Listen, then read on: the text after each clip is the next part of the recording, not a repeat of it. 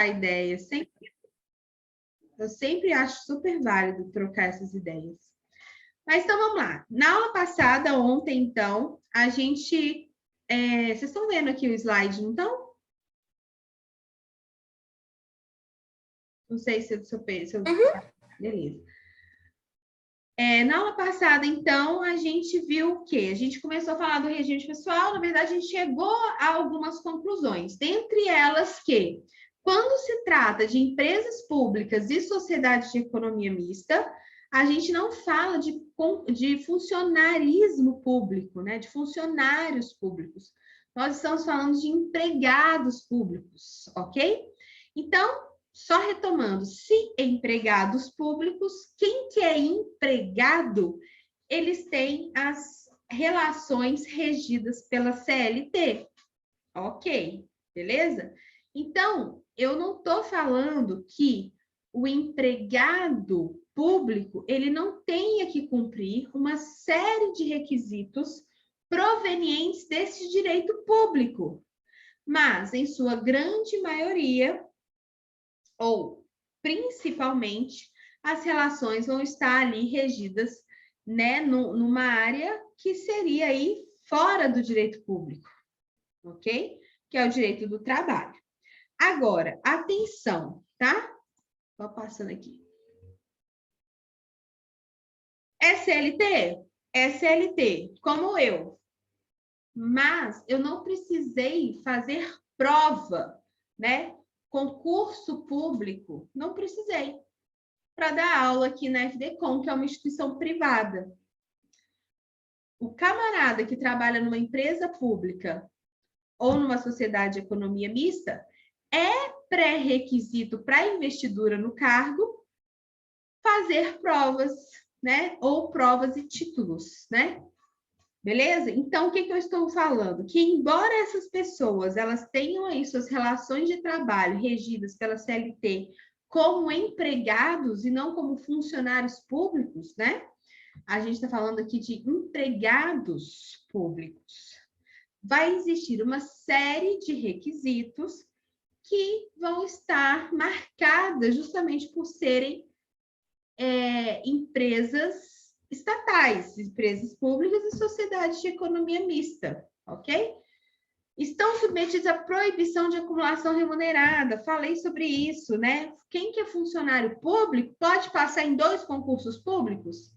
Tirando aqueles casos permitidos pela Constituição Federal, né? Por exemplo, médico. Médico pode ter 2 cargos públicos. Professor também, né? Aqui na sala tem até o Diego, né? Se não me engano, Diogo, que ele é professor, acho que ele é professor do Estado e municipal. Ele pode ter acumulação de cargos públicos, mas essa acumulação está prevista na Constituição Federal. Agora, por exemplo, o militar, ele pode ser militar e, sei lá, promotor de justiça? Não, porque é vedado esse tipo de acumulação. Então, esse empregado público, que é empregado público lá nas empresas públicas e na sociedade de economia mista, eles vão, sim, se submeter a esse requisito também, que é a proibição de acumulação remunerada de cargos, empregos e funções públicas.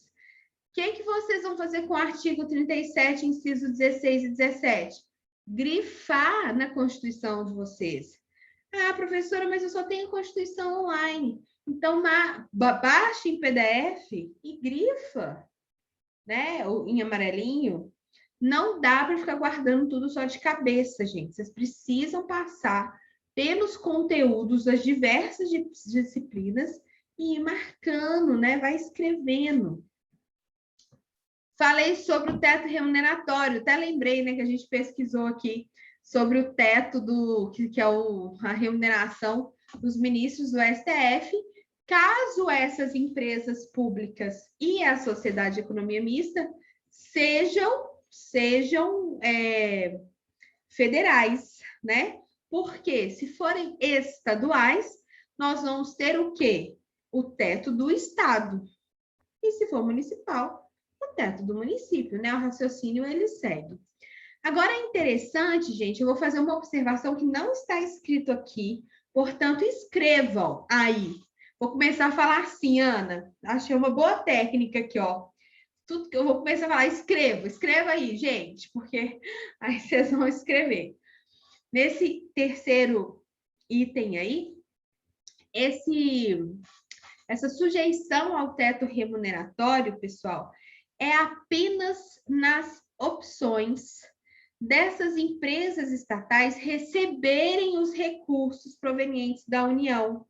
Ou seja, quase todas as possibilidades, tá? Porque elas recebem recursos. Então, por exemplo, o repasse. Tem algum repasse de recurso da União Federal para essa empresa estatal? Para pagamento de pessoal, para pagar custos em geral? Tem. Então, os funcionários estão submetidos ao teto. Ou não? Não tem repasse, porque a própria empresa ela já se administra sozinha e não precisa da administração pública direta. Aí já se entendeu, né, jurisprudencialmente, na doutrina também, que se não tem recebimento de recursos entre o ente instituidor e as empresas, aí não tem empregado, não precisa estabelecer esse teto remuneratório para os empregados. Entenderam o que eu falei aqui agora?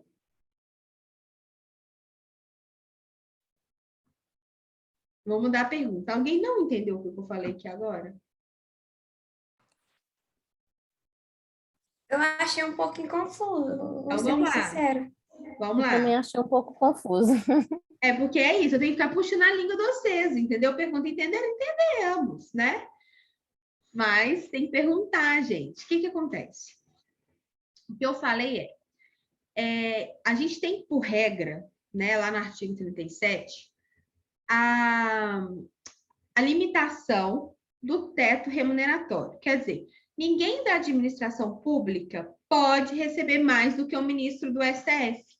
Na Constituição, estabelece-se isso como teto remuneratório. Vocês concordam comigo? Ninguém da administração pública pode receber mais do que um ministro do STF. É o nosso teto, tá?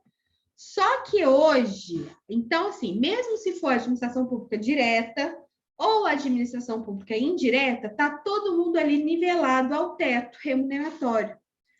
Porém, pessoal, o que acontece?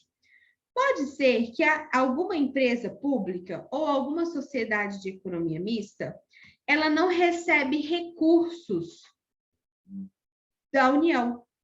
Não recebe recursos ali todo mês da União. Ela já é, por si só, independente. A União só faz o controle finalístico se ela está exercendo ali o seu papel. Se ela não te receber recursos da União, os meus funcionários também não estão submetidos a este teto. Aí eu posso ter, por exemplo, um diretor do Banco do Brasil que ganha 50 mil reais. E não só 32 mil reais. Entendeu? Isso que eu estou trazendo para vocês já é uma outra questão, né? Vou falar para vocês, deem uma lida aí. Vou ler com vocês, artigo 37 da Constituição Federal. Deixa eu só abrir minha Constituição aqui. Artigo 37, inciso 11. Peraí. Professora, mas desse jeito que você explicou agora, ficou bem mais fácil de entender. Mas eu quero abrir com vocês também. Não, tô falando assim, ficou mais fácil o entendimento. A Constituição é mais para a gente reforçar mesmo, mas ficou bem mais fácil o entendimento. É porque eu gosto que vocês saibam aonde que tá isso que eu tô falando. Tipo assim, tá, mas e daí, né? E da onde que sovaco que ela tirou essa informação, né? Aqui, ó, 37, inciso 11. Olha só. É gigante. Vocês estão com a Constituição aberta aí? Eu vou colocar aqui para vocês. Aqui, ó. Eu tô, professora. Fala remuneração e Olha lá. subsídio. Olha que gigante, para início de história, né? Olha que gigante o texto para explicar isso que a gente está falando. Olha lá. a remuneração e o subsídio dos ocupantes de cargos, funções e empregos públicos, tanto da administração pública direta, quanto da administração pública indireta, que autarquias e fundações, dos membros de qualquer poder da União, dos estados, do Distrito Federal e dos municípios, dos detentores de mandatos eletivos, demais agentes políticos e os proventos, pensões, percebidos cumulativamente ou não, incluídas vantagens pessoais ou de qualquer natureza, não poderão exceder o subsídio mensal dos ministros do Supremo Tribunal Federal, aplicando-se como limite nos municípios. Então, nos municípios é o quê? O subsídio do prefeito. E o estado, o subsídio do governador. Então, ninguém ganha mais do que o governador no âmbito estadual, ninguém ganha mais do que o prefeito no âmbito municipal, e ninguém ganha mais do que os ministros do STF no âmbito federal.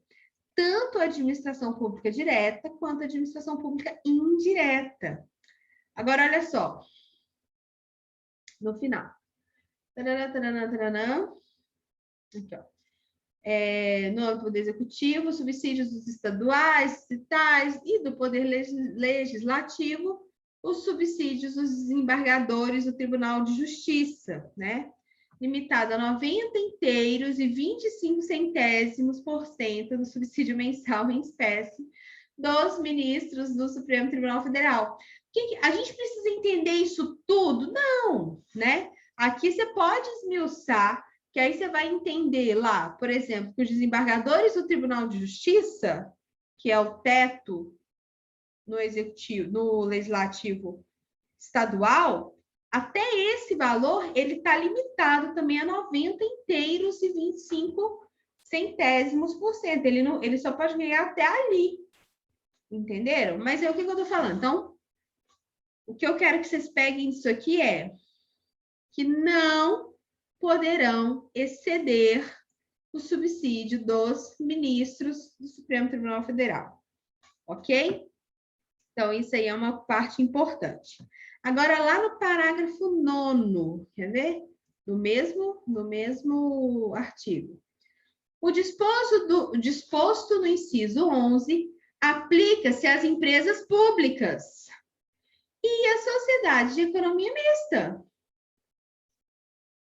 que receberem recursos da União, estados ou municípios para pagamento das suas despesas de pessoal ou custeio em geral. Então, eu tenho lá o inciso 9º, que está limitando ao teto remuneratório, mas o meu parágrafo 9º vai falar que, em se tratando de empresas públicas e sociedades de economia mista, eu só vou limitar as empresas que recebem recursos da União, dos estados, do Distrito Federal e municípios. Tem empresas que não recebem recursos.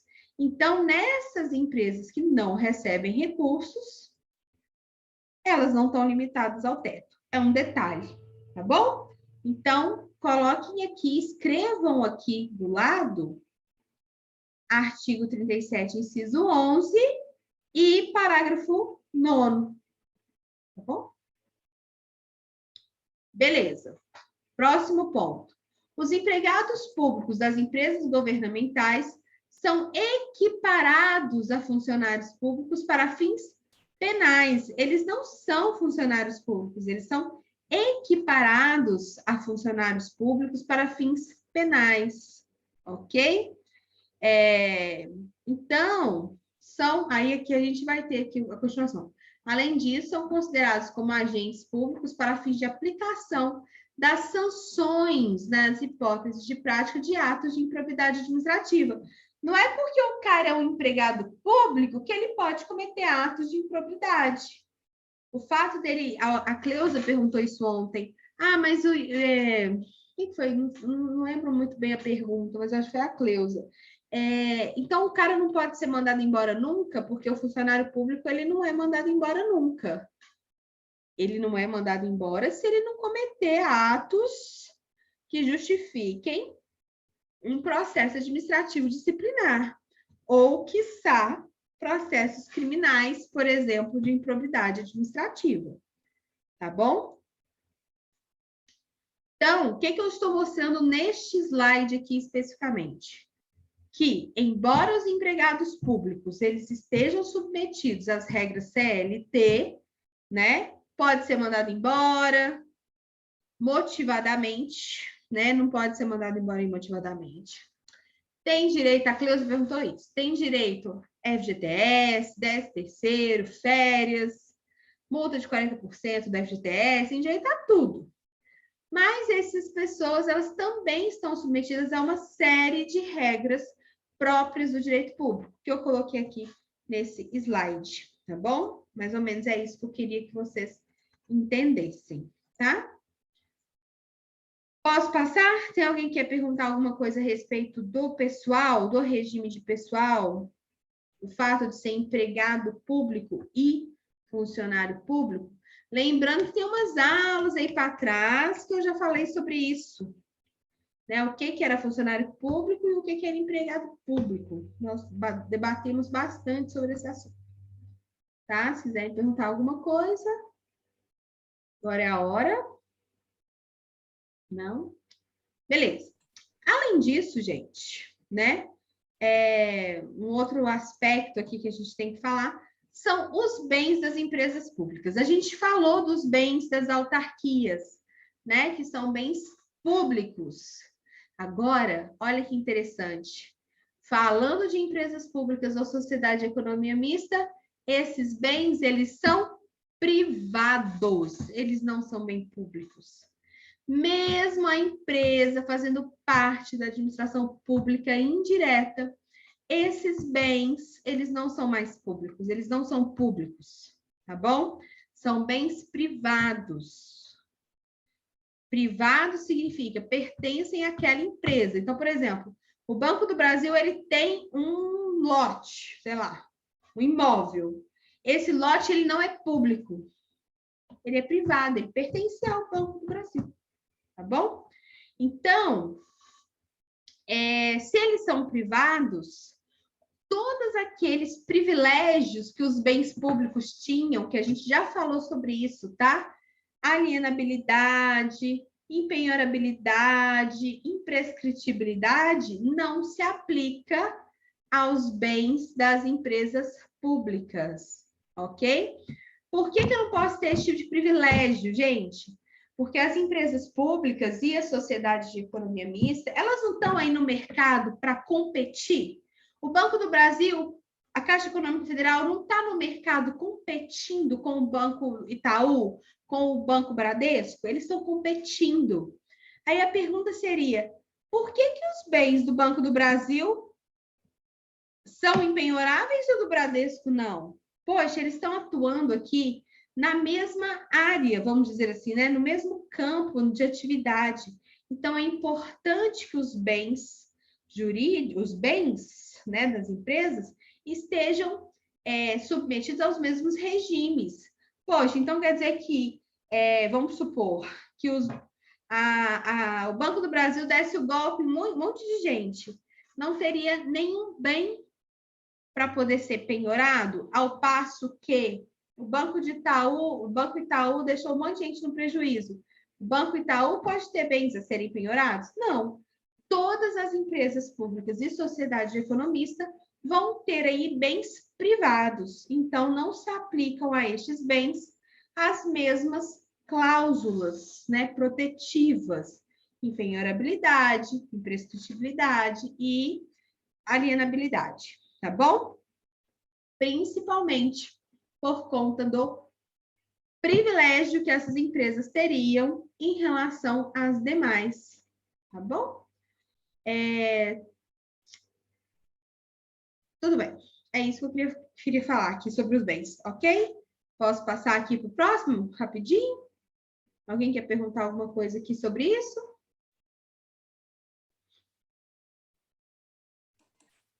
Não, tá tranquilo. Então tá. Para finalizar, gente, o último slide da matéria. Eu sintetizei nesse slide, o Diogo perguntou assim, professora, mas você está falando que a gente está estudando aí sociedade de economia mista junto com empresas públicas, porque tudo é a mesma coisa? Falei, não, não é tudo a mesma coisa, não, porque basicamente existem 3 diferenças entre empresas públicas e sociedade de economia mista. E tá aí, ó, nessa síntese aqui. Vou falar uma por uma. Anotem. Não está aqui no slide. Portanto, anotem. A principal diferença entre empresas públicas e sociedade de economia mista, ok? Está na sua forma jurídica de organização. Quem lembra o que eu falei sobre forma jurídica de organização das empresas públicas e da sociedade de economia mista?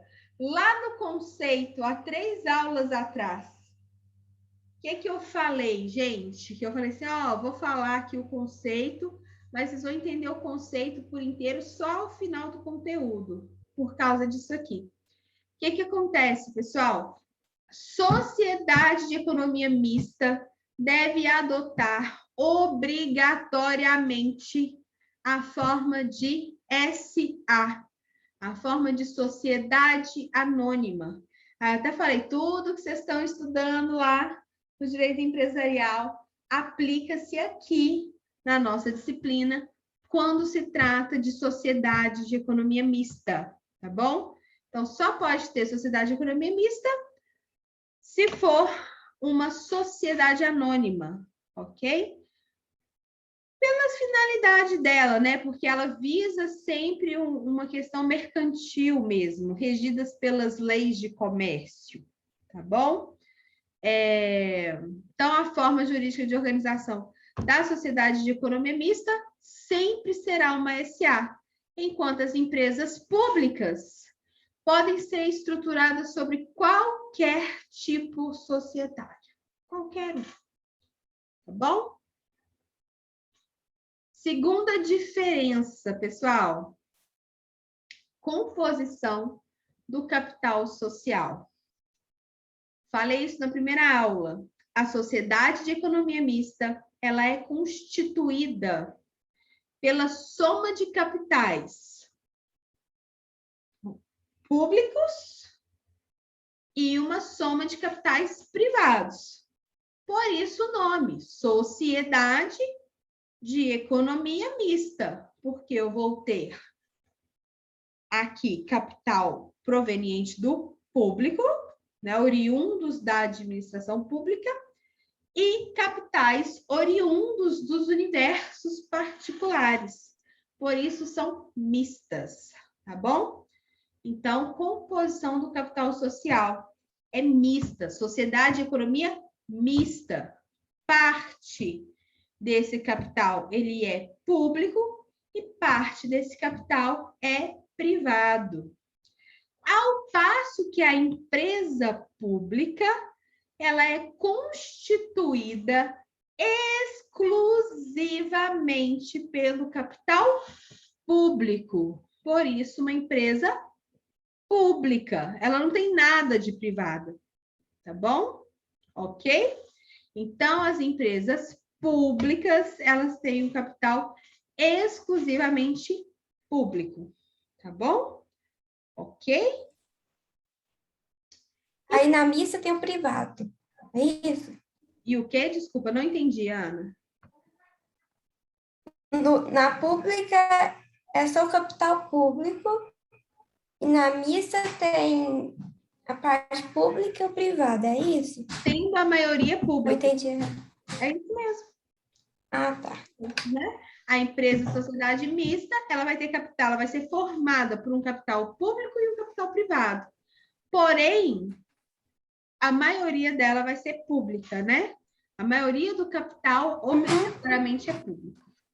Essas duas diferenças, a letra A e a letra B, pessoal, São as duas diferenças de sociedade de economia mista e de empresa pública. O resto é tudo igual. Regra que vale para um, vale para o outro. Tudo, 100% do que eu falei. Só essas duas questões, a forma jurídica da organização e a composição do capital social, que vale, tá bom? Que difere uma da outra. No caso da letra C, pessoal, eu deixei de fora dessas duas importâncias, porque essa letra C só vai ser aplicada no caso das empresas públicas federais. Ou seja, se eu estou falando de empresa pública estadual ou empresa pública municipal, não cabe isso aqui que eu estou falando. A diferença vai ser só a letra A e a letra B. Mas, como nós estamos falando bastante de empresas públicas federais ou em sociedade de economia mista federal, atenção, né? Foro competente para julgamento de suas ações, quando se tratar de empresa pública federal, tá? Vou explicar. O que significa isso? As ações judiciais, né? Quando a gente entra com a ação judicial, em que uma empresa pública federal for parte, né? Seja como autora, seja como ré, né? Qualquer coisa que ela seja parte, as empresas públicas federais são de competência exclusiva da Justiça Federal, ok? Empresa pública federal, então, são de competência exclusiva federal, ok? Então, quando eu entro na Caixa Econômica Federal, eu entro na Justiça contra a Caixa Econômica Federal, eu entro lá na Justiça Federal, combinado? Beleza. Porém, atenção, quando se trata de sociedade de economia mista, sempre, sem sombra de dúvidas, a jurisdição não é mais a Justiça Federal. Mesmo ela sendo uma sociedade de economia mista federal, a jurisdição dela vai ser na Justiça Estadual. Tá bom? Entenderam? A regra, né, é que mesmo isso... Por quê? Porque a própria Constituição Federal, lá no artigo 109, ela tem essa previsão do foro competente da Justiça Federal para as empresas públicas. Elas excluem a sociedade de economia mista, sabe?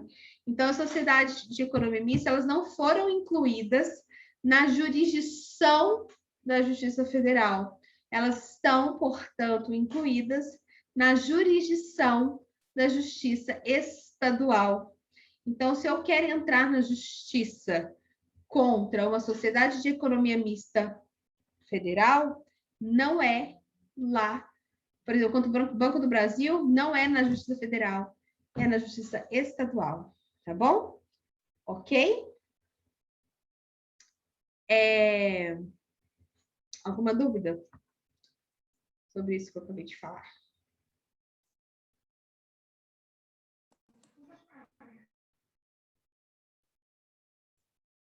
Tudo certo. Tá bem tranquilo. Matheus sempre fala, tudo certo, tá tudo tranquilo, né, Matheus? Ana Paula entendeu o que eu falei? Cleus, Larissa, Pamela, Matheus otimista. Mas é isso mesmo. Entendi, professora. Tá? Então, essas aqui são as duas diferenças, ou três, se falarmos especificamente das federais, tá bom? Esse assunto está encerrado, né? Encerrado que eu digo não é, vocês podem estudar, podem me fazer pergunta, podem me mandar pelo WhatsApp na hora que vocês estiverem estudando, me mandem áudio, tá? Nem sempre eu respondo na hora, mas fica aqui, às vezes, não lidas, e aí depois, numa hora, eu respondo. Mas estudem, não deixem o assunto acumular, não, tá bom? Na próxima aula, a gente vai falar sobre consórcios públicos, a gente marca na semana que vem, para eu marcar daqui umas 2 semanas já a avaliação, tá bom? Sem ser nessa semana, na outra semana, mas aí eu explico para vocês direitinho o que a gente vai fazer. Combinado? Então é isso, gente. Bom fim de semana.